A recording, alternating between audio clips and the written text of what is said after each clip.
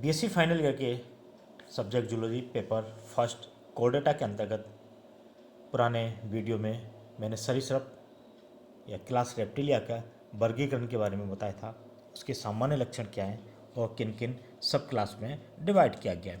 5 सब क्लास में डिवाइड किया गया था, जिनमें से 4 ऑर्डर के बारे में हमने क्लासिफिकेशन पढ़ा था। जो जीवित जंतु हैं उनके केवल 4 ही गण हैं। पहला गण था किलोनिया, दूसरा था रिंकोसिफेलिया, तीसरा था स्क्योमेटा और चौथा क्रोकोडिलिया।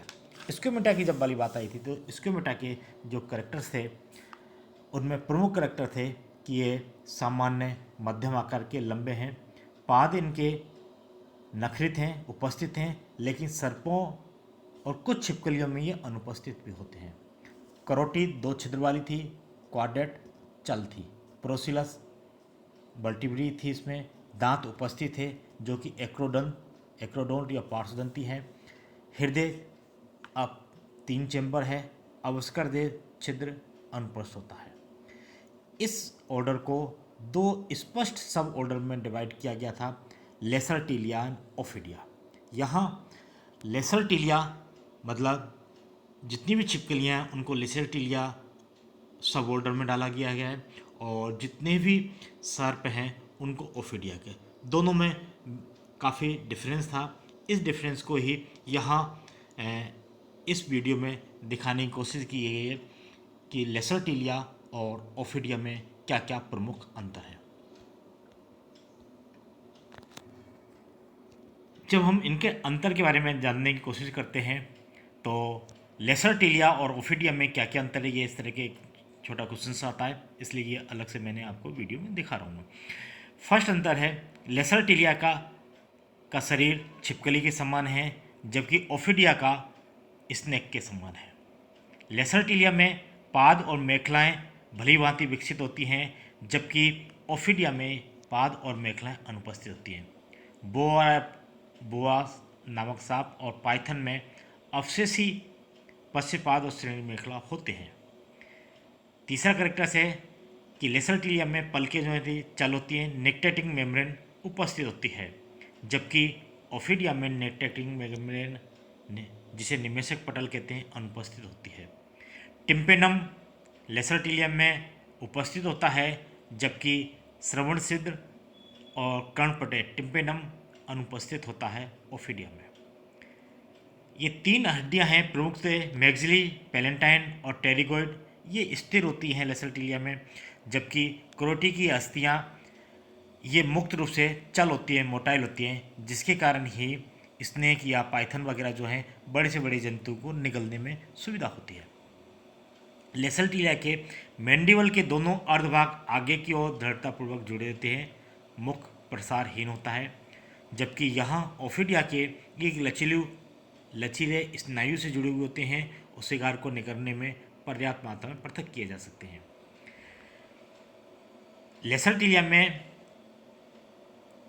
रिब्स और एपिस्टर्नम और मूत्राशय प्राय होते हैं, जबकि ओफिडिया में ये नहीं होते हैं।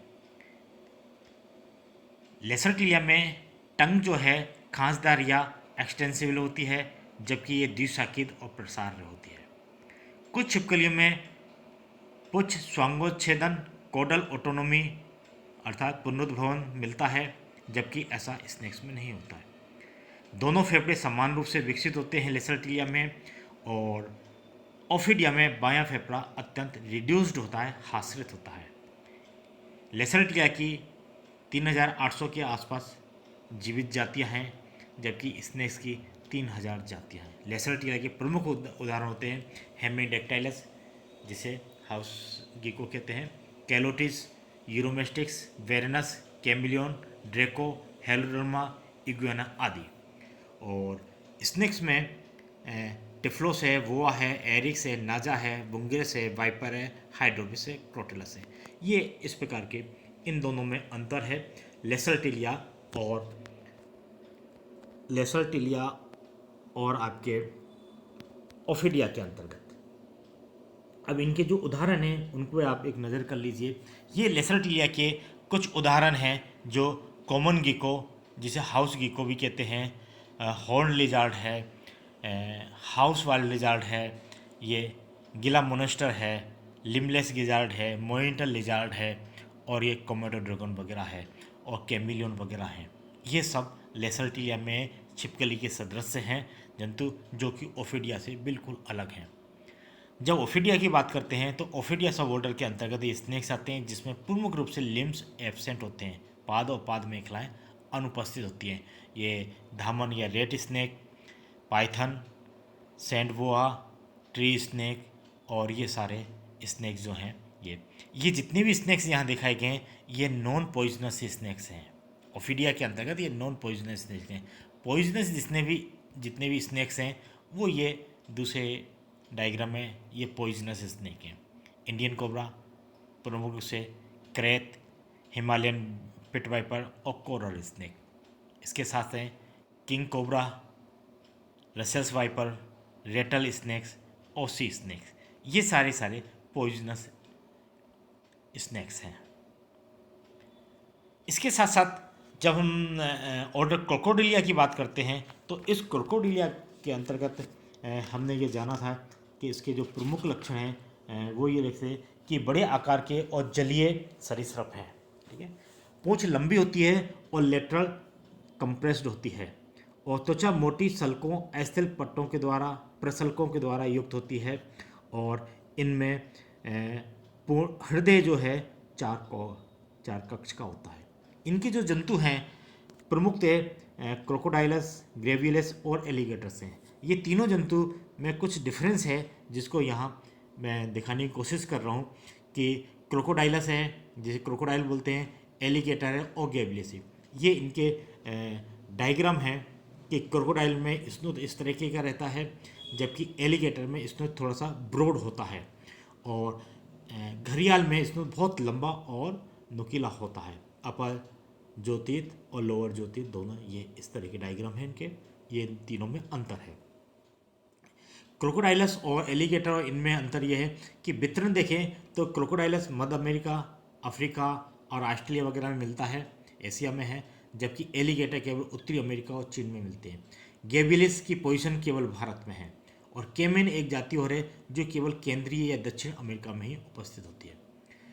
क्रोकोडाइलस अधिक आक्रामक होता है और एलिगेटर कम आक्रामक है, और ये केवल गेवियलिस जो है ये आक्रामक नहीं होती है, संकीर्ण कंठ के कारण केवल मछलियां खा सकता है, इसके अलावा नहीं। और केमन जो है ये भी आक्रामक होता है, मछलियां, कीट, पक्षी वगैरह को ये खाता है। शरीर की लंबाई क्रोकोडाइल्स की 8 मीटर होती है, एलिगेटर की 3 मीटर होती है, गेवियलिस की 6 मीटर, और ये 3 फुट के आसपास केमन की होती है। कलर जो पहचान में आता है, काले धब्बे या पट्टियों सहित जैतूनी हरा रंग होता है, ये थोड़ा सा भूरा रंग होता है, और गेबिलिस का गहरा जैतूनी हरा रंग होता है, ये भी हरा भूरा धारियाँ तथा चकते उपस्थित होते हैं। प्रोथ स्नोट जो है साधारणतः लंबा और नुकीला होता है, जो ऊपर डायग्राम में दिखाया गया है, जबकि ये छोटा होता है, चौड़ा और गोलाकार होगा।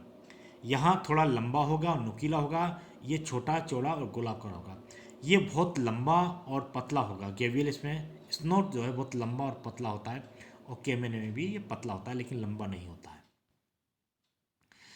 इसी प्रकार से मैंडिबल शाखा हैं, कुछ दांत के ये करेक्टर्स हैं, और चौथा मैंडिबुलर जो दांत है वो एक इसमें करेक्टर्स है कि मैग्जिली खांच में बैठता है, बाहर से दिखाई देता है, जो कि यहाँ डायग्राम में ऊपर दिखाई दे रहा है कि फोर्थ मैंडिबुलर जो टूथ है वो मैग्जिली खांच में बैठता है और बाहर से दिखाई देता है। और यहाँ जो है एलिगेटर में एक गर्त में बैठता है, बाहर से दिखाई नहीं देता है। ये प्रेजेंट में फोर्थ मैंडिबुलर टूथ दिखाई नहीं दे रहा, डायग्राम में आप देखिए ये दिखाई नहीं दे रहा है, जबकि इस तरह के करेक्टर्स गेवियलिस में और केमेन में नहीं होते हैं। ये कुछ करेक्टर्स हैं क्रोकोडिलिया जो ऑर्डर है उसके अंतर्गत जो प्रमुख जंतु हैं, जिनके क्रोकोडाइल बोलते हैं, एलिगेटर बोलते हैं, गेवियलिस बोलते हैं, गेमिन बोलते हैं, इनमें क्या क्या अंतर है, इसको आप अच्छी तरह से पढ़ लें और ध्यान करें। धन्यवाद।